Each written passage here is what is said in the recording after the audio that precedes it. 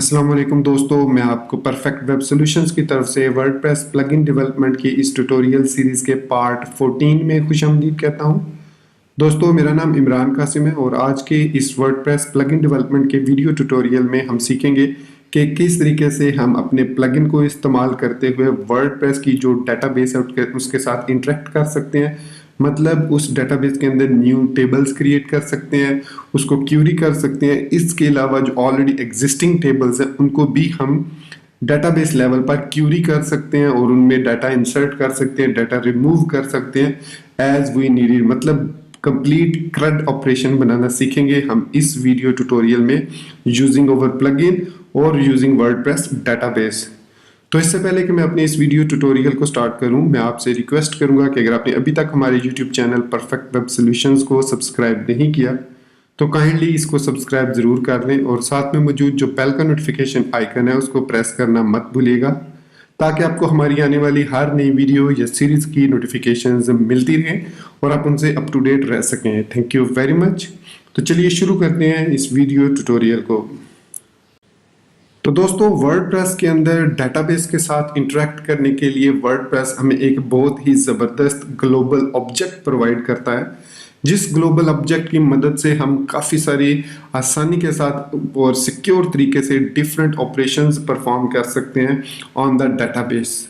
तो वो जो ऑब्जेक्ट है वो है WPDB ऑब्जेक्ट। बेसिकली ये एक क्लास है जो कि इनिशियलाइज होकर WPDB जो वेरिएबल है उसके अंदर सेव हो जाती है और उसके बाद इनिशियलाइज हो जाती है। मतलब और उसके बाद ये जो WPDB ऑब्जेक्ट या वेरिएबल है ये आपको ग्लोबली अवेलेबल होता है। आप इसको थीम के अंदर यूज़ कर सकते हैं, आप इसको प्लगइन के अंदर यूज़ कर सकते हैं, आप कस्टमाइजेशन के दौरान इसको यूज़ कर सकते हैं। तो इसकी मदद से WPDB ऑब्जेक्ट की मदद से हम डायरेक्टली डेटाबेस के अंदर मौजूद जो टेबल्स हैं, जो वर्डप्रेस की इंस्टॉलेशन के साथ डेटाबेस की कनेक्ट होती है, उसके अंदर जो टेबल्स हैं उनके साथ इंटरेक्ट कर सकते हैं। तो अभी हम देखेंगे कि कैसे WPDB ऑब्जेक्ट को यूज़ करते हुए हम अपनी जो ये वर्डप्रेस की इंस्टॉलेशन है wp-dev.test, इसके अंदर एक नया टेबल क्रिएट करेंगे। फिर हम देखेंगे कि कैसे हम उस टेबल को डिलीट कर सकते हैं। उसके बाद हम देखेंगे कि इस तरीके से हम उसमें न्यू वैल्यूज़ इंसर्ट कर सकते हैं, वैल्यूज़ को एडिट कर सकते हैं, क्यूरी कर सकते हैं। तो चलिए देखते हैं कि सबसे पहले हम किस तरीके से इसके अंदर डेटाबेस के अंदर टेबल को क्रिएट कर सकते हैं और कैसे उसको रिमूव कर सकते हैं। तो दोस्तों, जैसे कि मैंने बताया था स्टार्टिंग के वीडियो ट्यूटोरियल्स में कि हमारे पास 3 हुक्स हैं जो बेसिक्स हुक्स हैं वर्डप्रेस प्लगइन की। वो है register activation hook, register deactivation hook और रजिस्टर अनइंस्टॉल हुक, जिसको हमने uninstall.php के नाम से भी चेंज किया था। ये जो हुक्स हैं ये यूज़ की जाती हैं डेटाबेस के अंदर टेबल्स क्रिएट करने के लिए, ताकि कोई एम्बिग्विटी क्रिएट ना हो, कोई प्रोसेस फेल ना हो। मतलब अगर सपोज आपका प्लगइन किसी वजह से एक्टिवेट नहीं होता तो वो टेबल भी क्रिएट नहीं होगा। अगर आपका प्लगइन सक्सेसफुली एक्टिवेट हो जाता है देन वो टेबल क्रिएट हो जाएगा। और जब आप उस प्लगइन को डीएक्टिवेट करें तो चाहे तो आप उस टेबल को ड्रॉप कर सकते हैं, चाहे तो उसके अंदर मौजूद जो वैल्यूज़ हैं उनको रिमूव कर सकते हैं। It all depends on you. तो सबसे पहले देखते हैं किस तरीके से क्रिएट कर सकते हैं टेबल। तो मैं यहाँ पर आपको एक ट्रिक सिखाऊंगा जिसकी मदद से आप आसानी के साथ बगैर कोई मतलब याद किए कि कौन सी फील्ड कितनी फील्ड रखनी है और उसके लिए कौन सी डाटा टाइप कैसे लिखनी है, आप बहुत आसानी के साथ टेबल क्रिएट कर सकते हैं। तो वो किस तरीके से करेंगे, यहाँ पर मैं ओपन करूँगा अपना SQL Pro। आप इसके लिए PHP-MyAdmin को भी यूज़ कर सकते हैं। It all depends on you. अगर आप PHP-MyAdmin को अच्छे तरीके से यूज़ कर सकते हैं तो आप उसको यूज़ कीजिए। अगर आपके पास SQL Pro नहीं है तो मैं रिकमेंड करूँगा कि आप SQL Pro को इंस्टॉल कर लें। अब आपने यहाँ करना क्या है, सिंपली आपने एक यहाँ पर नीचे बॉटम लेफ्ट साइड पर आना है और ऐड न्यू टेबल। यहाँ से सबसे पहले आप अपनी डाटाबेस इस लिस्ट में से सिलेक्ट करेंगे। तो हमारी डाटाबेस का नाम है WPDev। इसको सिलेक्ट किया, यहाँ पर सारे टेबल्स आ गए। अब मैं यहाँ पर प्लस पे क्लिक करता हूँ और यहाँ पर वो पूछ रहा है कि क्या टेबल नेम आपने इसको देना है। तो मैं इसको नाम कोई भी देना चाहूँ तो दे सकता हूँ। मैं इसको देता हूँ WP_likes dislikes। तो मैंने इसको ये नाम दे दिया लाइक्स डिसलाइक्स। तो बेसिकली हम जो अपना एक प्लगइन क्रिएट करेंगे जिसमें हम हर पोस्ट के अंदर एक फीचर ऐड करेंगे कि उसको पोस्ट को यूज़र लाइक भी कर सकते हैं और डिसलाइक्स भी कर सकते हैं। और फिर उन लाइक्स और डिसलाइक की बेस पर आप क्यूरी भी कर सकते हैं कौन सी पोस्ट ज़्यादा, जिनकी लाइक्स है वो ऊपर आ जाएं, जिनकी डिसलाइक्स ज़्यादा हैं वो बॉटम में चली जाएं। वो आगे हम ट्यूटोरियल में देखेंगे। सो ऐड करते हैं हम इसको। अच्छा, आप सोच रहे होंगे कि मैं इसको इसमें ऐड कर रहा हूँ तो मुझे फिर प्लगइन की ज़रूरत क्यों है। तो मैं आपको बताता चलूँ कि यहाँ पर जब आप टेबल क्रिएट करेंगे तो इसको आप उस अपने प्लगइन के अंदर ऐड कर देंगे। उसके बाद आप कहीं पर भी ये प्लगइन जब सेंड करेंगे तो वो ऑटोमेटिकली उस टेबल को वहाँ से क्रिएट करेगा। तो यहाँ पर मैंने WP_likes डिसलाइक्स का टेबल क्रिएट कर लिया। अब इसकी फील्ड्स, तो सबसे पहली फील्ड्स है user_id हमें चाहिए जो कि इंटीजर है। फिर हमें पोस्ट आईडी भी चाहिए, डेफिनेटली वो भी इंटीजर होगी। फिर उसके बाद हमें लाइक चाहिए, तो डेफिनेटली लाइक भी एक इंटीजर होगा। और फिर डिसलाइक, यूजर ने लाइक किया है या डिसलाइक किया है तो वो भी एक इंटीजर होगा। तो यहाँ पर आप इसके बाद डेट एडिड, और इसको आप डेट एंड टाइम दे सकते हैं। यहाँ से आप इसको सिलेक्ट कर सकते हैं। यहाँ पर आप देख सकते हैं डेसिमल है, रियल है, बिग इंटीजर है, फ्लोट है। और इसके अलावा हमारे पास यहाँ पर नीचे आते जाएंगे तो ये डेट एंड टाइम में आएंगे। ये आ गया डेट टाइम स्टैम्प कर देते हैं इसको। सो टाइम स्टैम्प कर दिया। ये हमारे पास अब हमारा टेबल क्रिएट हो गया। अब इसको किस तरीके से हमने यूज़ करना है, यहाँ पर आप देखते हैं यूज़र आईडी अलाउ नल है, ठीक है। और इसको डिफ़ॉल्ट हम कर देते हैं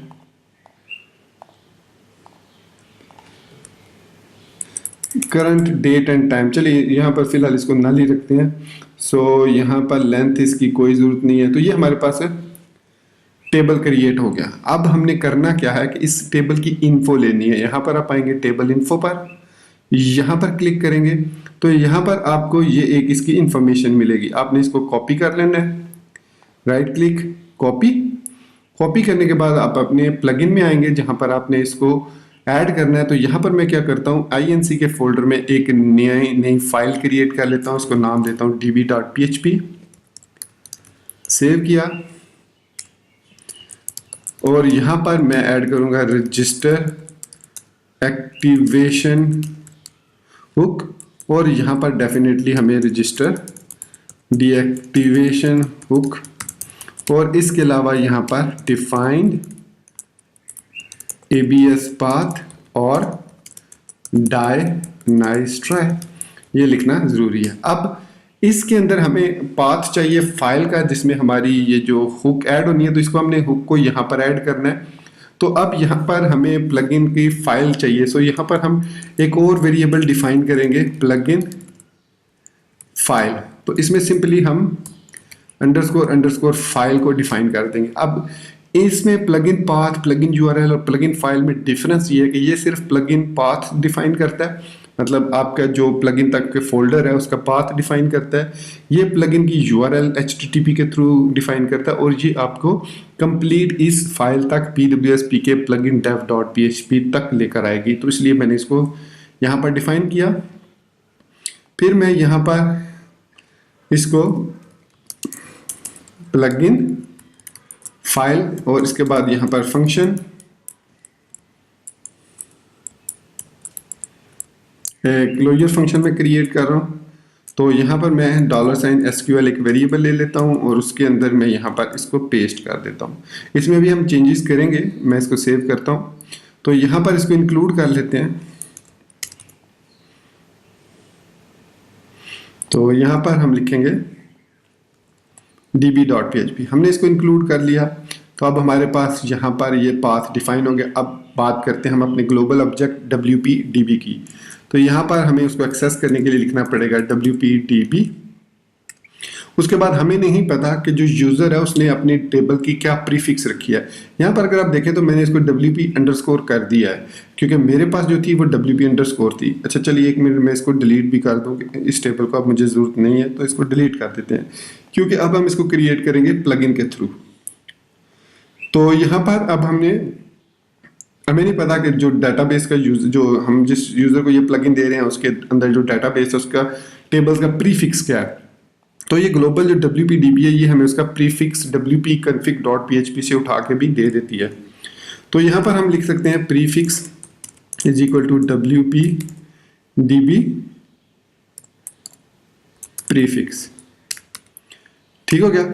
इसके बाद नेक्स्ट हमें इसका कोलैट नहीं पता, मतलब इसका जो इंजन है, ये जैसे engine InnoDB default 4 set collate UTF, ये हमें नहीं पता ये क्या है, तो इसको भी हम कोलैट के थ्रू एक्सेस करेंगे। सो $, कोलैट इसके थ्रू एक्सेस करेंगे। इसके अलावा यहाँ पर हम इसको WP इसको प्री फिक्स कर देंगे, तो ये ऑटोमेटिकली प्रीफिक्स उठा लेगा। अब गेट कैसे करना है, WP DB। अब यहाँ पर मैं इसको माउस ओवर करता हूँ तो ये मैं WP-DB.php में ले जाएगी। ये बेसिकली हमारी क्लास है। सो गेट 4 सेट कोलैट, ये हमारे पास फंक्शन है get 4 set collate this database character collate. So character collate return करता है जो भी डेटाबेस में क्रिएटेड है। इसको मैं कॉपी कर लेता हूँ और यहाँ पर कर देता हूँ पेस्ट, तो ये हमारे पास आ गया इसका कोलैट। अब ये हमने एक सॉरी मैंने इसको आई थिंक ग्लोबल इधर लिख दिया, इसको यहाँ पे नहीं लिखना बल्कि यहाँ पर लिखना है। अगर आप यहाँ पर भी लिख लेते हैं तो आप इसको फिर इस फाइल में भी एक्सेस कर सकते हैं, मतलब यहाँ पर आपने इस फाइल के अंदर इसको ग्लोबल WP कर दिया तो लेकिन ये फिर तमाम जगह पर आप इसको एक्सेस कर सकते हैं। तो मैं इसको फिलहाल इधर रखता हूँ कि जब ये फंक्शन एग्जीक्यूट हो तो तभी ये अवेलेबल हो, एक दफ़ा एक्टिवेशन के बाद ये अवेलेबल, इसकी ज़रूरत अवेलेबिलिटी नहीं है। तो अदरवाइज अगर मैं इसको ग्लोबली लिख दूंगा तो ये प्लगइन में थ्रू आउट अवेलेबल होगी। तो यहाँ पर ये इतना लिखने के बाद नेक्स्ट स्टेप आपने क्या करना है, अपने क्यूरी रन करनी है। अब क्यूरी जो रन करने के तरीके दो हैं। जब आप टेबल क्रिएट कर रहे हो तो आप डेफिनेटली अपने डेटाबेस के अंदर से upgrade.php को एक्सेस करेंगे और उसके बाद उसका एक फंक्शन है DB डेल्टा के नाम से, उसको एग्जीक्यूट करते हैं। एक तरीका ये है। दूसरा इसका तरीका ये है कि आप डायरेक्ट WP DB को यूज कर सकते हैं, मतलब WP DB क्यूरी के थ्रू भी कर सकते हैं, लेकिन वर्डप्रेस जो रिकमेंड करता है मेथड वो है DB डेल्टा का मेथड।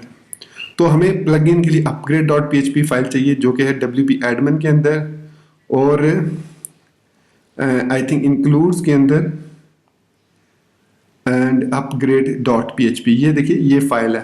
तो इसको कैसे हमने एक्सेस करना है, सो लिखेंगे रिक्वायर वंस ABS पाथ, और इसके बाद हम ABS पाथ के अंदर किस तरीके से इसको यूज़ करते हैं वो हम देखते हैं।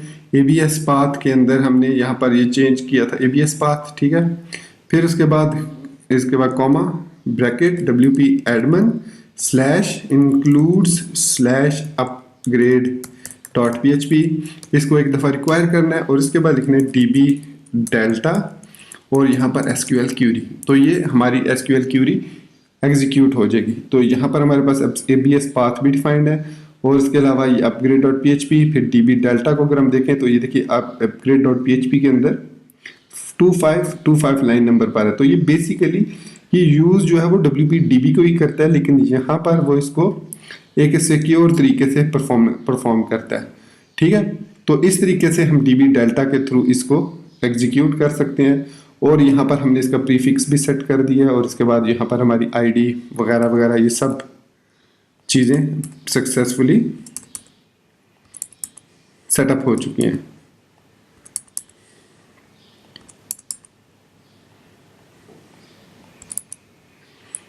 ठीक हो गया। तो ये हमारा एक्टिवेशन हुक का प्रोसेस कंप्लीट हो गया।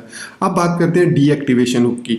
सो नॉर्मली हम डीएक्टिवेशन हुक में सिर्फ और सिर्फ डेटाबेस, मतलब जो हमने क्रिएट किए टेबल उसके अंदर डाटा को रिमूव करते हैं। हम उसको रिमूव टेबल को सेल्फ रिमूव नहीं करते, उसके लिए हम यूज़ करते हैं कि जब हम इस प्लगइन को अनइंस्टॉल करें तो तब वो टेबल रिमूव हो। लेकिन चूंकि हम प्रैक्टिस कर रहे हैं और हमें सीखना है कि कैसे हम इस टेबल को रिमूव कर सकते हैं, तो मैं इसको डीएक्टिवेशन हुक में ही यूज़ करूँगा। सो यहाँ पर प्लगइन फाइल लिखेंगे कामा फंक्शन, ये हम PHP 7 की वजह से इसको एनोनिमसली कॉल क्रिएट कर रहे हैं। Again we go with same thing, मतलब हमें प्रीफिक्स चाहिए, ग्लोबल WP DB चाहिए और टेबल नेम चाहिए। तो यहाँ पर अब टेबल नेम तो हमें खैर पता है, हम इसको डायरेक्टली यहाँ पर लिख सकते हैं। तो यहाँ पर मैं लिखूंगा SQL is equal to drop table if exists. कौन सा टेबल, यहाँ पर हम ये स्ट्रिंग यूज करते हैं, लिटरल टेम्पलेट लिटरल स्ट्रिंग, जो कि डेटाबेस के लिए रिकमेंडेड है।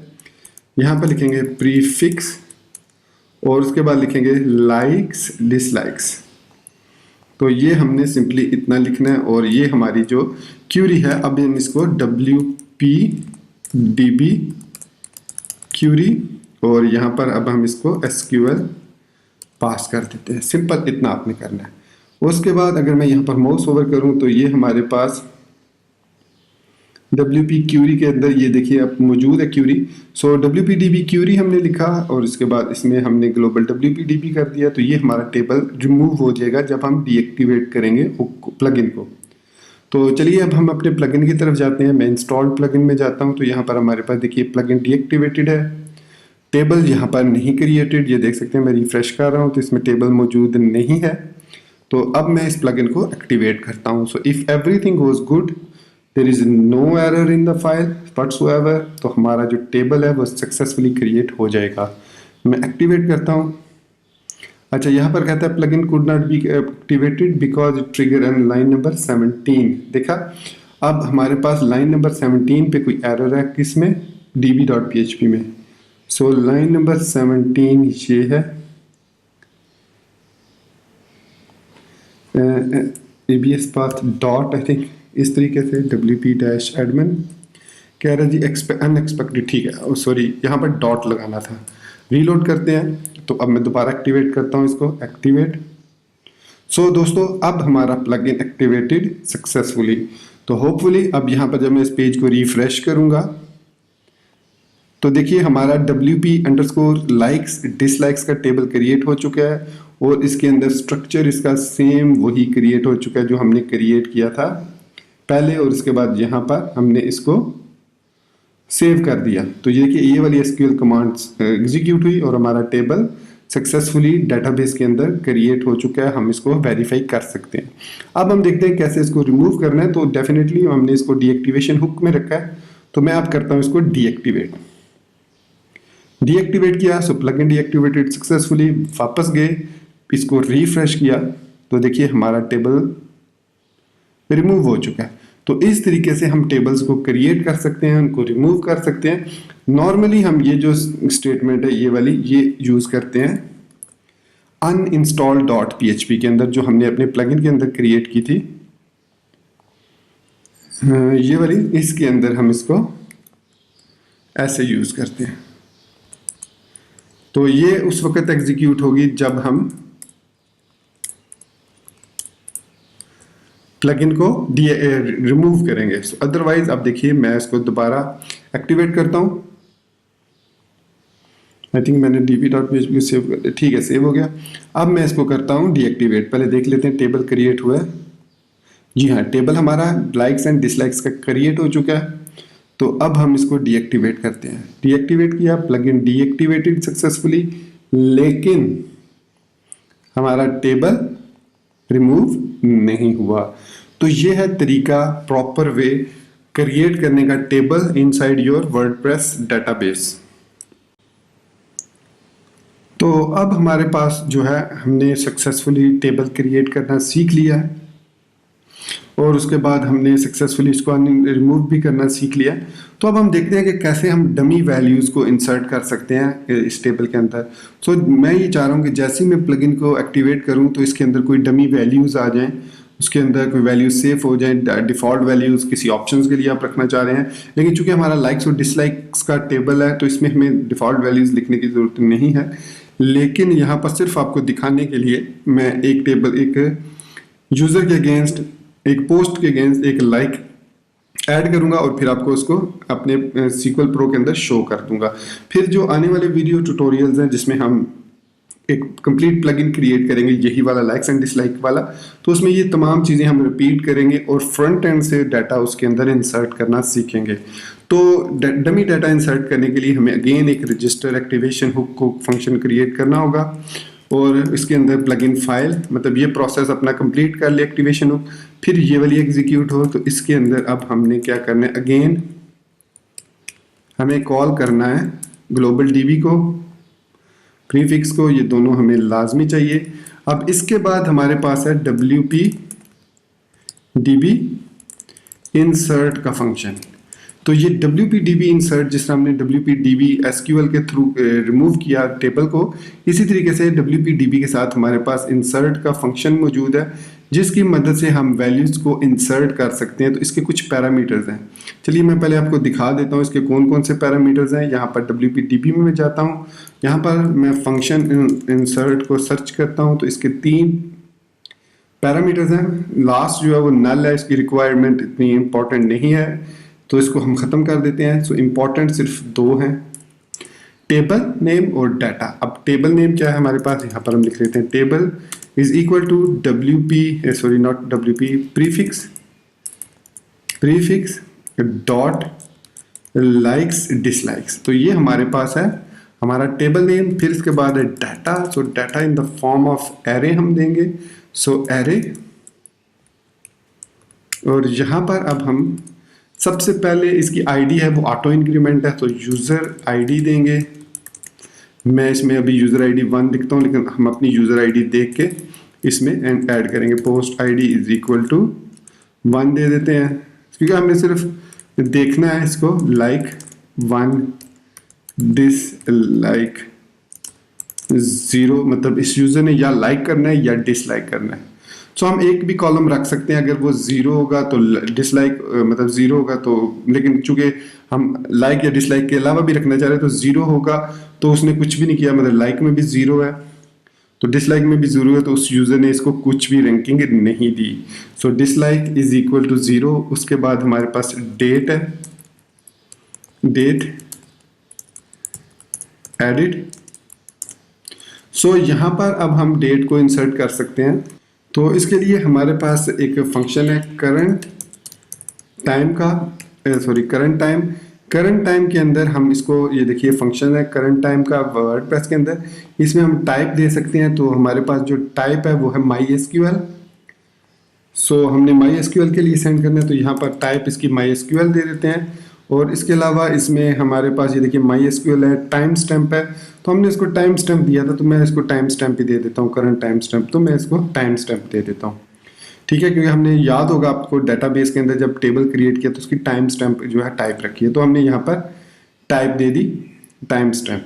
सो उसको सेव किया, वापस अपने प्लगइन में आए और अब हम इसको एक्टिवेट करते हैं। अगर कोई एरर ना हुआ इस कंप्लीट प्रोसेस में, तो हमारे पास डेटाबेस जो टेबल क्रिएट होगा उसके बाद उसके अंदर वैल्यूज़ इंसर्ट हो जाएंगी। एक्टिवेट किया तो कोई एरर नहीं, प्लगइन एक्टिवेटेड। अब चलते हैं हम अपने SQL Pro में, इसको रीलोड करते हैं। तो यहाँ पर हम कंटेंट के अंदर जाएंगे, तो ये देखिए हमारे पास ID1, user ID1, post ID1, like 1 ये ऐड हो चुका है। डेट एडिट जो है वो 0 आ रहा है। लेट्स सी, मैं इसको डिलीट करता हूँ अगेन, रो को वापस आता हूँ, मैं इसको MySQL दे देता हूँ। MySQL डेट एडिट ये ना, ठीक है। और यहाँ पर मैं डिफ़ॉल्ट इसको, अगर मैं यहाँ पर चलिए पहले इसको मैं देखता हूँ, फिर मैं इसको डिफ़ॉल्ट यहाँ पर सेट करता हूँ। दोबारा प्लगइन में आए, डीएक्टिवेट किया और इसको दोबारा एक्टिवेट किया, एक्टिवेट हो गया, वापस आए और इसको रीलोड रिफ्रेश किया, तो अब हमारे पास यहाँ पर डेट जो है वो सक्सेसफुली ऐड हो चुकी है। ये देख सकते हैं 19/5/2019 और टाइम भी साथ आ चुका है। तो देखिए इस तरीके से हम अपने टेबल के अंदर डाटा को सक्सेसफुली इंसर्ट कर सकते हैं। और अगर हम इसको रिमूव करना चाहें तो जिस तरीके से हमारे पास WPDB के अंदर फंक्शन डिलीट होगा, सो हम यहाँ से फंक्शन डिलीट को यूज़ कर सकते हैं और उसको डिलीट कर सकते हैं तमाम रिकॉर्ड को। So table where format if not array where this that process field table where. So यहाँ पर हम इसके अलावा इसमें delete, I think and delete all, तो तमाम रिकॉर्ड डिलीट करने के लिए हम WPDB के अंदर क्यूरी को यूज़ करेंगे और उसके साथ हम यूज़ करेंगे ट्रंकेट टेबल का मेथड। ट्रंकेट टेबल बेसिकली तमाम रिकॉर्ड को रिमूव करने के लिए यूज़ होता है। तो वो कैसे यूज़ करेंगे, हम यहाँ पर आते हैं अपने सबलाइम टेक्स्ट में ही है मौजूद यहाँ पर। तो यहाँ पर हम आएंगे अपने db.php फाइल में और यहाँ पर ये दोबारा हमें टेबल नेम चाहिए, इसको यहाँ से कॉपी करके यहाँ पर डीएक्टिवेशन हुक में सेव कर देते हैं और यहाँ पर थोड़ा सा हम एंटर प्रेस कर लेते हैं ताकि हमें स्पेस मिल जाए। फिर यहाँ पर हम लिखेंगे SQL is equal to truncate table, और यहाँ पर हम देंगे table name with template literal prefix, so dollar prefix, और उसके बाद बल्कि हमने यहाँ पर डॉलर दे ही दिया सारा, तो टेबल डायरेक्ट लिख देते हैं। सो यहाँ पर हम लिख देते हैं टेबल इस तरीके से। सो यहाँ पर सेमी कॉलन, तो ये हमारा जो है ये ट्रंकेट टेबल जो है इस टेबल में से तमाम डाटा को रिमूव करेगा। किस तरीके से? WP DB query SQL, simple हमने इतना लिखना है। तो अब ये हमारा जब डीएक्टिवेट करेंगे तो ये रिकॉर्ड डिलीट हो जाएगा। देखिए मेरे पास यहाँ पर रिकॉर्ड मौजूद है, यहाँ पर कंटेंट में आता हूँ तो ये रिकॉर्ड मौजूद है, रिफ्रेश करता हूँ, रिकॉर्ड मौजूद है, तो मैं अब आऊँगा इसके अंदर और इसको करूँगा डीएक्टिवेट। सो मैंने इसको डीएक्टिवेट किया प्लगइन को। जैसे ही मैं डीएक्टिवेट करूँगा मैं वापस आता हूँ अपने SQL Pro में और इसको करता हूँ रीलोड, और देखिए gone, record is gone from the database table. तो अगेन मैं जब एक्टिवेट करूँगा इसको, दोबारा मैं इसको एक्टिवेट करता हूँ प्लगइन को, तो हमारा टेबल तो ऑलरेडी एग्जिस्ट करता है। तो उसके बाद यहाँ पर हमारा रिकॉर्ड भी आ चुका है। अगेन मैं इसको एक दफ़ा डीएक्टिवेट करके दिखा देता हूँ आपको। डीएक्टिवेट किया और ये देखिए हमारा जो रिकॉर्ड है SQL Pro के अंदर से वो रिफ्रेश करने पर रिमूव हो चुका है। तो इस तरीके से हम जो है अपनी डेटाबेस के अंदर रिकॉर्ड को इंसर्ट कर सकते हैं, रिकॉर्ड को फेच कर सकते हैं। फेच के लिए भी हम डेफिनेटली सिलेक्ट की क्यूरी को यूज़ करते हैं, सिलेक्ट स्टैटिक फ्रॉम या सिलेक्ट, उसके बाद वो क्यूरी हम देखेंगे। तो वो एक अलग तरीका है, उसको कहाँ पर आपने डिस्प्ले करवाना है वो भी WP DB क्यूरी के थ्रू हम यूज़ करेंगे। वो जब हम प्लगइन क्रिएट करेंगे तो उसके अंदर मैं आपको ये सारी चीज़ें स्टेप बाय स्टेप सिखा दूंगा। दोबारा से हम प्लगइन क्रिएट करेंगे, दोबारा से हम उसमें डमी डाटा तो है उसमें इंटर करने की जरूरत नहीं, हम उसका एक इंटरफेस भी क्रिएट करेंगे, मतलब एक कंप्लीट प्लगइन हम आने वाले वीडियो ट्यूटोरियल्स में अब क्रिएट करेंगे। लेकिन एक इंट्रोडक्शन ट्यूटोरियल और रहता है जो नेक्स्ट वीडियो ट्यूटोरियल में हम देखेंगे। उसमें हम देखेंगे कि object oriented versus procedural programming in plugin development. मतलब अभी तक हमने जो प्लगइन डेवलप किया है, मतलब जो सीखा है, वो सारा का सारा प्रोसीजरल है। उसको हम लेकर आएंगे ऑब्जेक्ट ओरिएंटेड अप्रोच में और देखेंगे कि हमें क्या एडवांटेजेस होते हैं ऑब्जेक्ट ओरिएंटेड प्रोग्रामिंग के इसके अंदर वर्डप्रेस प्लगइन डेवलपमेंट के अंदर। तो चलिए दोस्तों मिलते हैं नेक्स्ट वीडियो ट्यूटोरियल में। टिल देन मुझे अपनी दुआ में याद रखिएगा, चैनल को सब्सक्राइब करना, वीडियो को लाइक और शेयर करना और बेल आइकन को दबाना बिल्कुल मत भूलिएगा। So guys, thank you very much for being with me till the end. Take care, goodbye and Allah Hafiz.